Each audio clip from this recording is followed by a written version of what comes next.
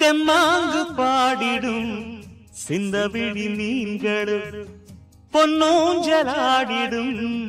கன்னிக்கரும் கூந்தலும் புத்தாடும் மேடை பார்த்து வாடி போகும் மாந்திரை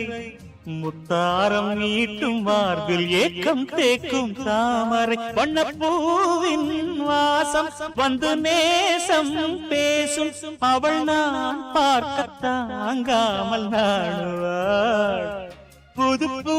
கோலம் தான் காலில் போடுவாள்